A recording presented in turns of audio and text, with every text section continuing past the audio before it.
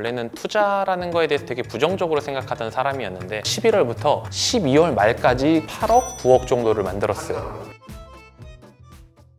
안녕하세요. 저는 올해 37살이고요. 경기도 평택에 거주 중인 남인영이라고 합니다. 나시TV 비트코인 단타의 모든 것이라는 채널을 운영하고 있고요. 작년 3월에 퇴사를 해서 지금 약 1년 정도 전업으로 활동하고 있습니다. 비트코인을 처음 시작한 건 2017년 5월이었고요. 2017년 5월에 500만 원을 가지고 시작을 해서 2018년 초에 15억 정도를 만들었어요. 그리고 잠시 이제 좀 쉬다가 2021년에 1월 1일에 4천만 원을 가지고 다시 코인판에 뛰어들어서 지금 25억 정도 수익을 발생하고 있고요. 그 외에 지금 아직 수익 실현을 안 한 장투 코인까지 합치면 그 이상 될 것 같습니다.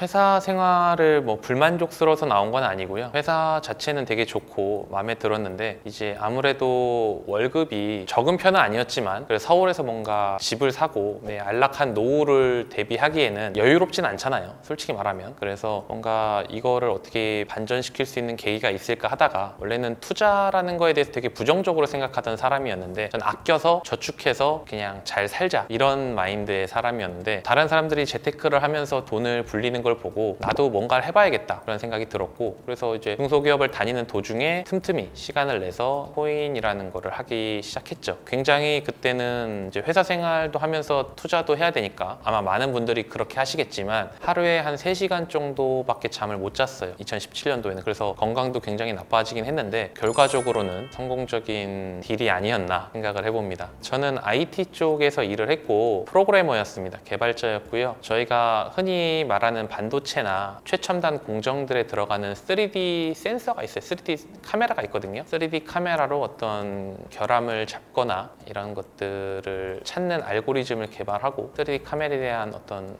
소프트웨어 지원 이런 것들을 하는 그런 일을 했습니다. 코인을 하기 전에는 주식 이런 것도 거의 몰랐고요. 그리고 부동산이야 당연히 몰랐고 저축만 하는 월급의 한 60% 70%씩 아껴서 부자 되자 약간 이런 마인드였죠.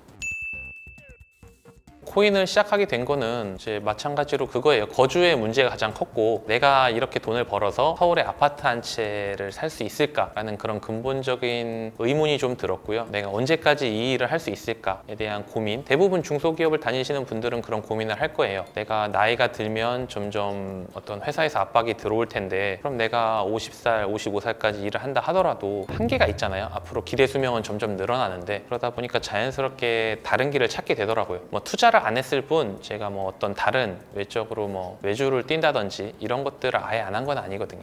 블로그도 했었고 개발 외주 같은 걸 받아서 이제 주말에 크몬 같은 데다가 프로그래밍 같은 거 외주 알바 같은 거 뛴다든지 그런 식으로 이제 부업 같은 걸 좀 했었죠. 그래서 이걸로는 답이 없겠다. 내가 원하는 그런 미래가 보장된 삶, 퇴사하고도 안정적으로 살 수 있는 나의 그런 삶을 찾기 위해서는 뭔가 다른 계기가 필요하겠다. 이런 고민 항상 가지고 있었습니다. 그러다가 이제 2017년에 네이버에 비트코인이라는 검색어가 실시간에 뜨게 되면서 비트코인을 2017년 5월에 그것도 가장 고점에 시작하게 되었죠.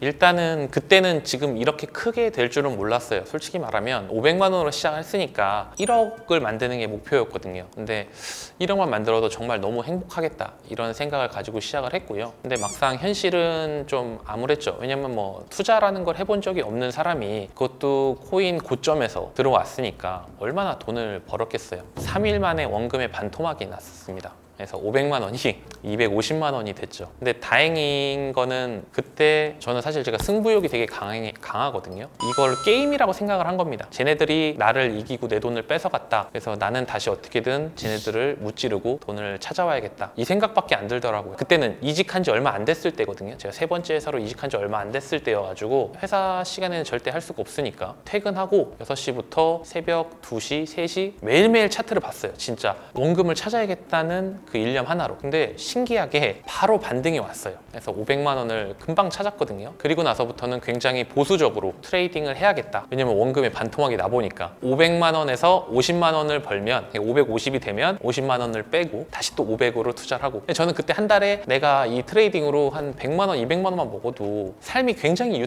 윤택해질 거라는 생각을 했거든요. 처음에는 되게 목표는 소소하게 시작을 했죠. 그러다가 8월 정도 되니까 자산이 한 3천만 원 정도 정도까지 늘어나 있었어요. 500만 원이 250 됐다가 한 3천만 원까지 증가를 했었고, 한 1,500만 원대까지는 그렇게 했었는데, 복리의 효과라고 많이들 들어보셨잖아요. 초등학교 때 복리의 마술이라고 제가 자주 가는 그 커뮤니티가 있었어요. 그때 당시에 클리앙이라고 가상화폐당이라는 커뮤니티가 있었는데, 그때 어떤 분이 올리신 글을 본 겁니다. 제가 그분은 저랑 비슷한 시기에 시작을 해서 거의 뭐 승률도 비슷한 것 같은데 수익은 엄청나게 차이가 났던 거예요. 수익금 자체가 대체 뭐가 문제일까 고민을 하기 시작했고, 그분과 저의 차이는 딱 하나, 그분은 수익금을 인출하지 않고 다시 재투자해서 복리 효과를 누리셨던 거고, 저는 수익금을 중간중간 찾았기 때문에 복리 효과를 누릴 수가 없었던 거죠. 그래서 아, 이거구나. 그때부터 수익금을 찾지 않고 다시 재투자하는 식으로 복리 효과를 누리기 시작했고, 자산이 굉장히 빠르게 불어나는 시기가 그때쯤이었어요. 한 7월 3천만 원까지 되기까지가 한 달 정도 걸렸고, 그리고 나서 이제 잠깐 쉬었죠. 왜냐면 너무 힘들었거든요.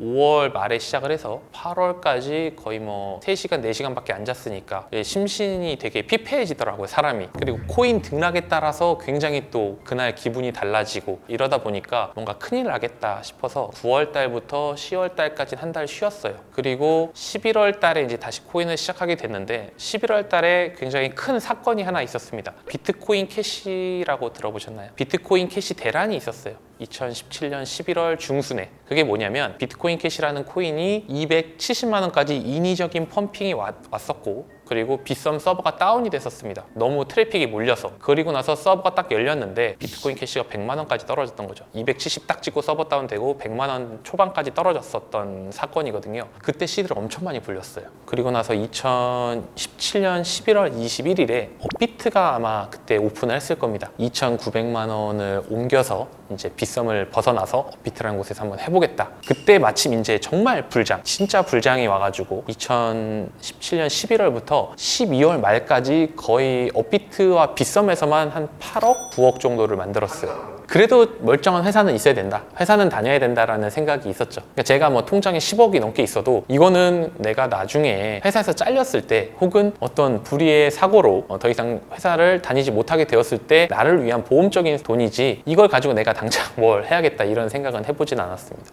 아이러니하게도 지금 제가 굉장히 좋은 기억이 많이 있는 마지막 회사에서 연봉 협상을 하는데, 되게 사소한 이유예요. 연봉 협상을 하는데 대표님이 연봉을 별로 안 올려주셔서, 사실 그거 하나입니다. 대표님이 미운 것도 아니고 대표님이 싫은 것도 아니에요. 그냥 자존심이 좀 상했다고 할까? 왜냐면 그때 당시에 이제 회사에서 개발자분들이 많이 퇴사를 하시고, 이제 제가 되게 어린 나이에 팀장을 맡고 굉장히 저는 잘 해왔다고 생각을 했거든요. 대표님이 작년에 연봉을 많이 올려줬기 때문에 올해는 연봉을 많이 못 올려주겠다. 그래서 사실 그 얘기를 딱 듣고 나서 퇴사해야겠다 이 생각이 딱 들더라고요.